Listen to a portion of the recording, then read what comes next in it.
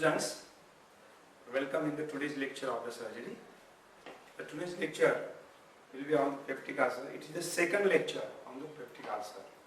In first lecture, we have seen what do by the peptic ulcer and its types, isn't it?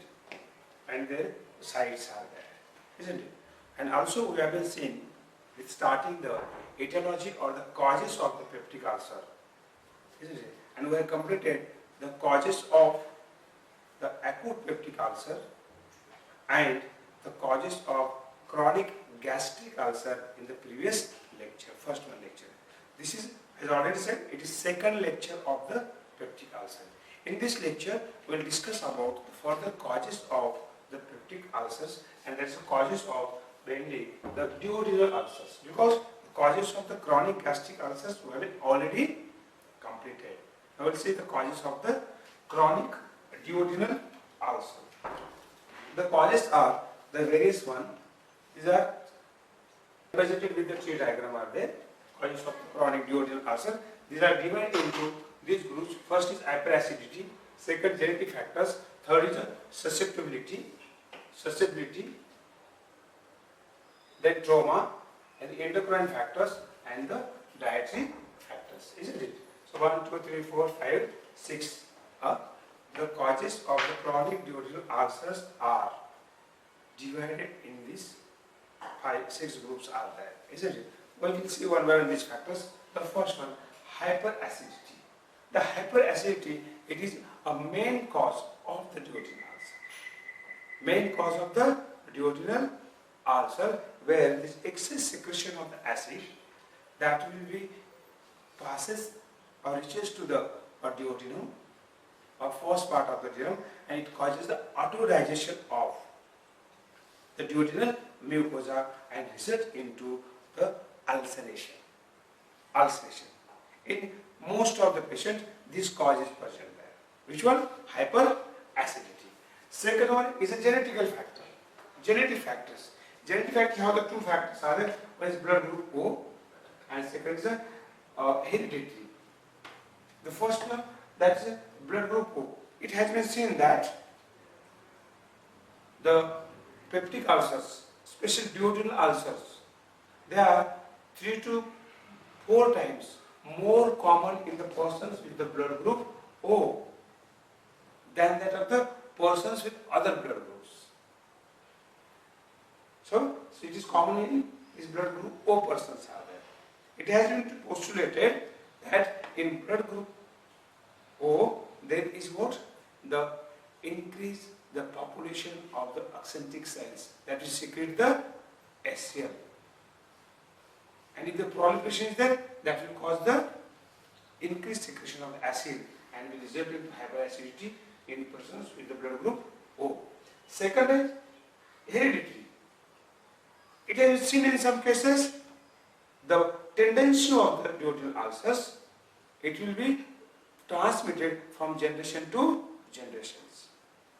And these two are the genetic causes due to the genes are there. The next one group is susceptibility and emotional factors. Susceptibility. So it has been seen that the duodenal ulcers, it occurs mostly in a highly susceptible people are there. Those are what? The emotional vagotonic, which is easily excited. Vagotonic means what? Which is easily excited, will affected mentally. In such people are there. Tall, thin, energetic, isn't it? And who remains the emotional. Here, in vagotonic cases there is stress, anxiety also there. And that's why I have seen that nowadays this is most common factor which is causing the duodenal ulcer. I have seen large population. I have the number of the patients with the duodenal ulcers. They are from the IT professions. That who works long time, night, have the stress, anxiety. Isn't it? In them, this ulcer is this cause is the most common and developing the duodenal ulcer.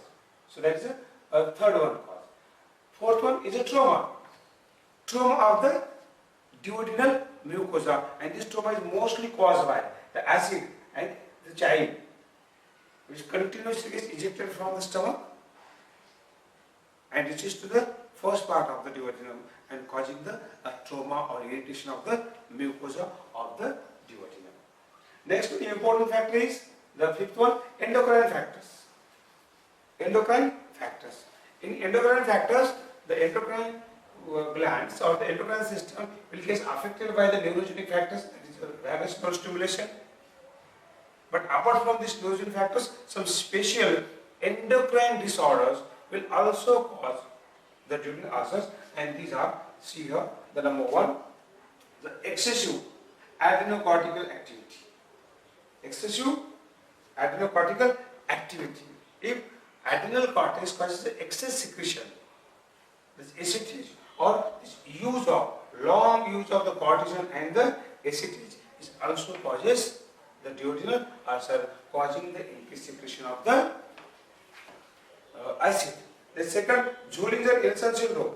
In Zollinger syndrome, it is occurs where there is a tumor of non-insulin secreting alpha cells.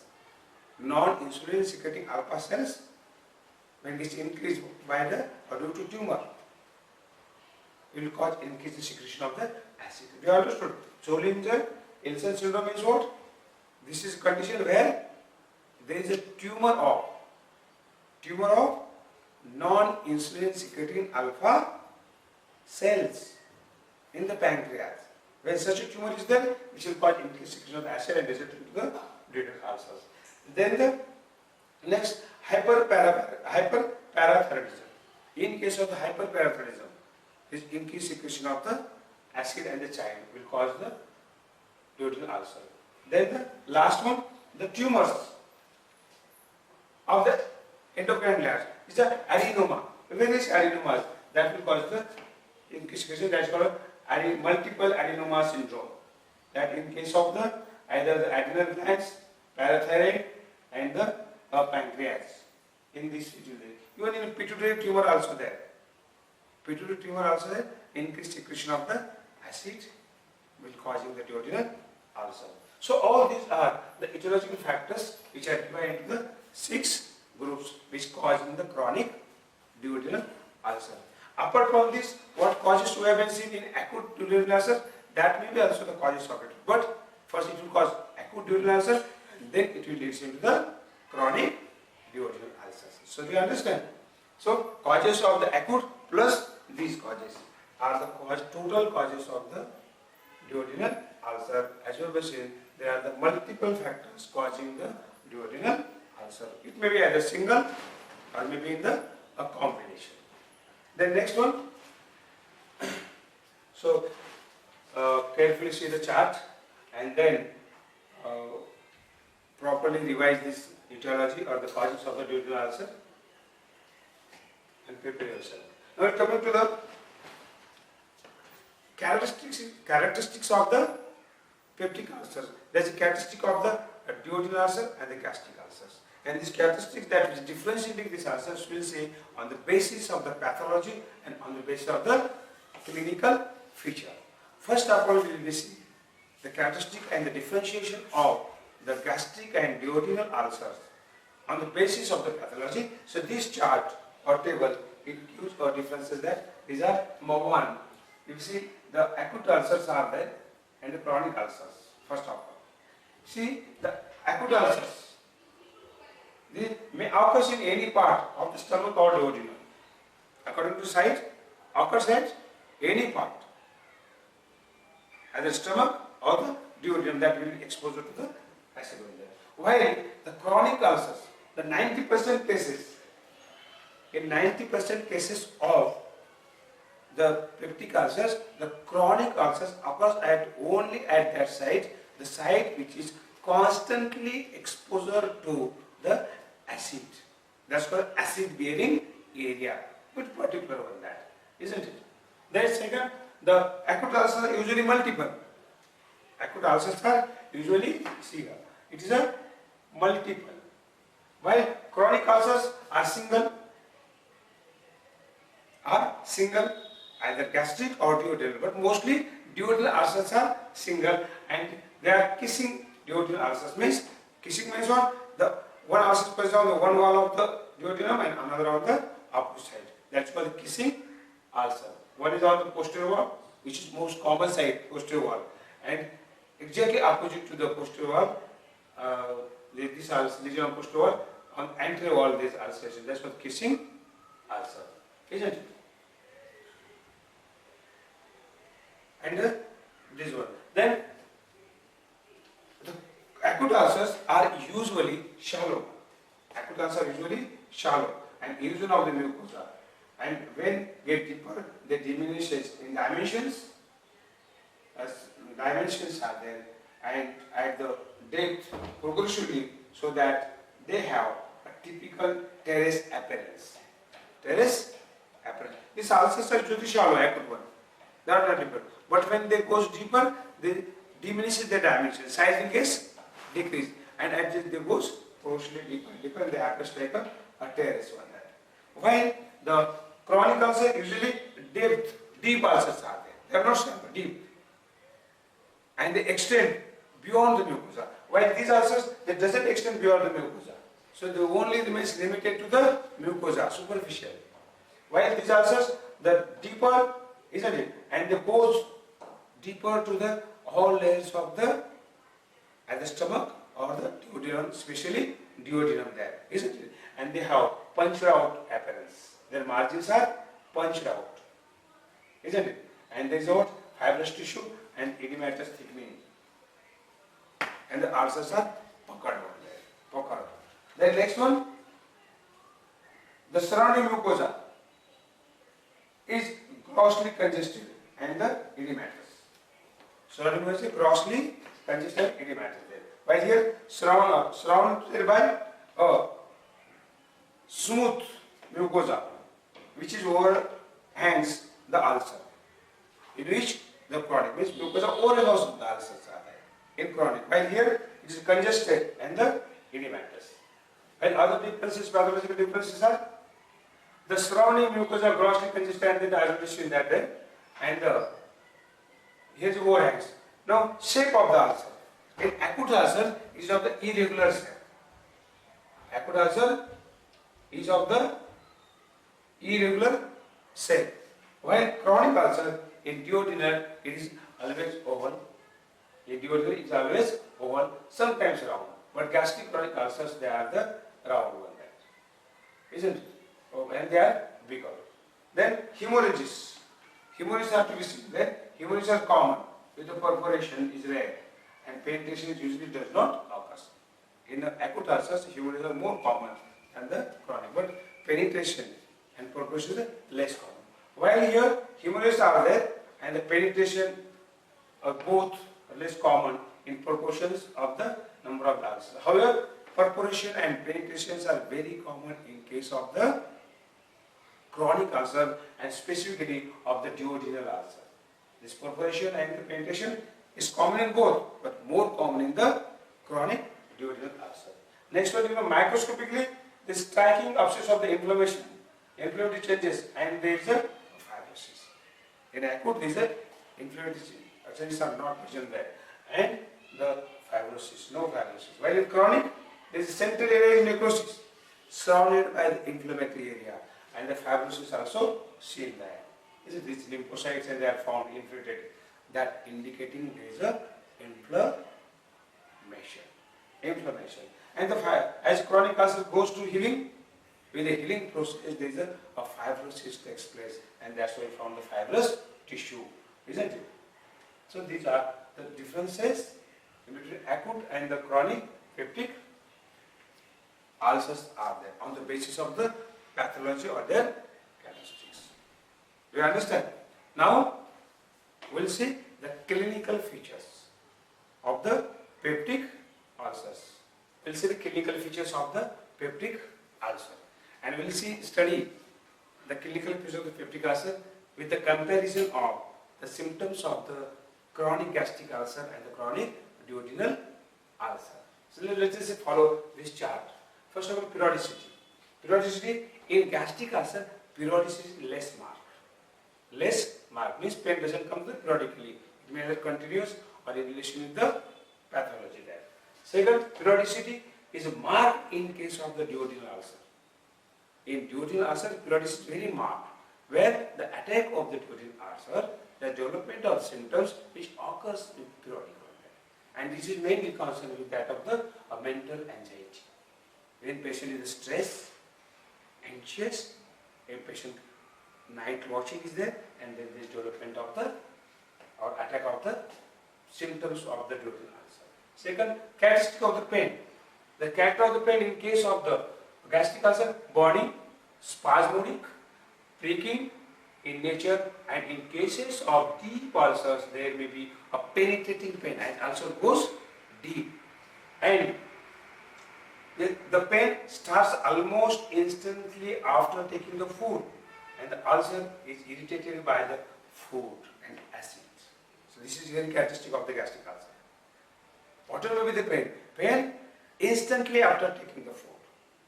This pain is aggravated by eating, because the acid plus food is causes irritation of the gastric ulcer. Second, there is no pain on an empty stomach. There is no pain on the empty stomach. The gastric ulcer patient, it feels better when on empty stomach. But in case of the duodenal ulcer, the types of the pain is the same, but the relation with the food is different than that. The pain is there either on the empty stomach or 2 to 3 hours after, or 2.5 hours after the food. As stomach gets emptied, only acid comes. And after taking the food for 2 hours, the acid mixes with the food. This food dilutes the acid, and when this comes to the duodenum, it doesn't causes the irritation of the duodenum. Isn't it? So here see, given that the pain usually starts 2 to 2.5 hours after taking the food. Isn't it? And the patient feels better after eating. After eating, or you can say in short, the pain is ameliorated or relieved by taking the food in case of duodenal ulcer. While in gastric ulcer we have seen, the pain aggravates after taking the food, isn't it?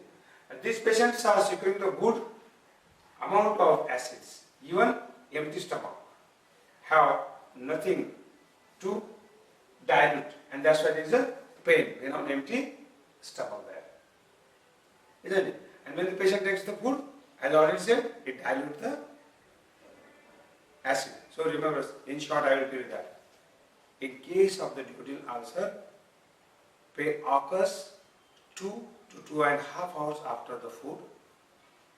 Pain will be there on empty stomach, and it will be relieved by taking the food.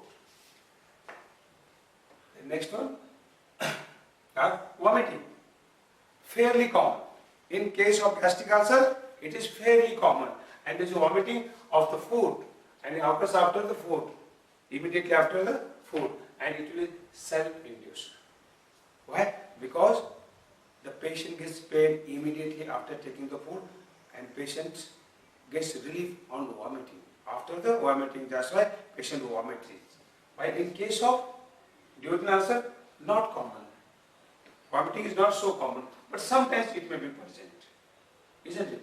And it is always self-induced, isn't it? Then the hemorrhages.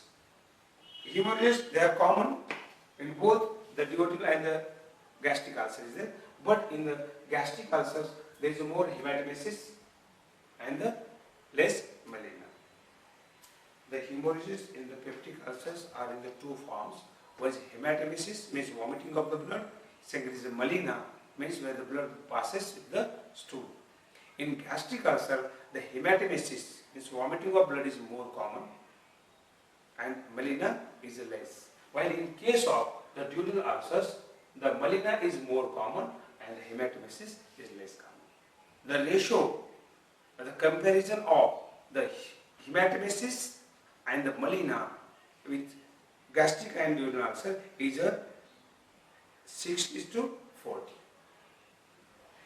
It means what?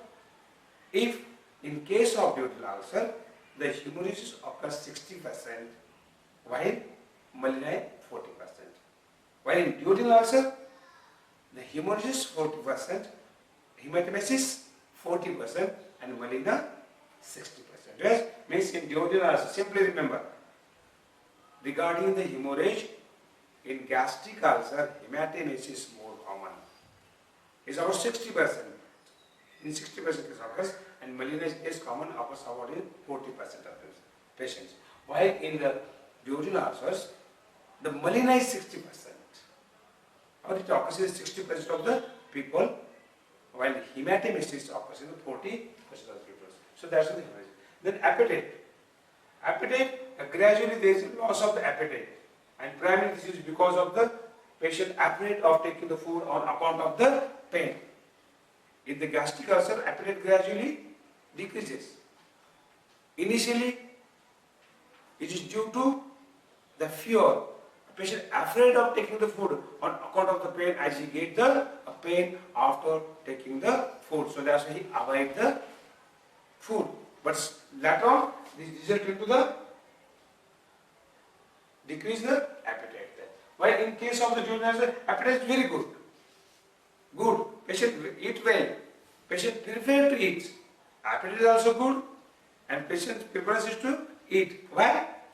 Because the patient gets relief from taking the food. Even appetite may get increased, and the patient will prepare the food there.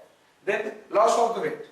The loss of the weight is very common in the gastric ulcers, because the patient avoid take the food, one, and second, due to the vomiting, is loss of the weight is there. So loss of weight. Hence, by the time of the patient present, there is a loss of the weight and the anemia there. Two causes. One is patient avoid to take the food, and second, there will be the vomiting. While in case of duodenal ulcer, there is no loss of the weight. Patient maintain the weight, even there is an increased weight or obesity in case of duodenal, because patient prepare to take the food, and vomiting is also less common. Then malignancy, complications. The gastric ulcer tend to become the malignant and leads to perforation. Two complications may occur in the gastric ulcers are there. One is the malignancy, and second is perforation. Gastric ulcer more tends to become the malignant. Why? The duodenal ulcers, they are never becomes the malignant. Rarely may be there, but it's most of the cases there is no malignancy or there is no cancer in the duodenal ulcers, but gastric ulcer tend to become the cancerous. Then on the examination, this tenderness usually elicited to the left of the midline. Left of the midline, tenderness here. If you palpate here, patient complains of the pain, we palpate here, just left to the midline, there is the tenderness. But in case of the duodenal ulcer, on examination, the tenderness elicited at the duodenal point on the transverse plane and just lateral to the border of the right rectus in the some area. So here, or to the right as a duodenal point, or sometimes this may be found in the epigastric region also. Over the midline also there in epigastric region. At the, do you understand? So these are the clinical features of the gastric and the duodenal ulcers. So for this lecture, this much is sufficient. This is only for this lecture. In next lecture, we will see complication and treatment of the peptic ulcers. So enjoy the lecture and prepare yourself.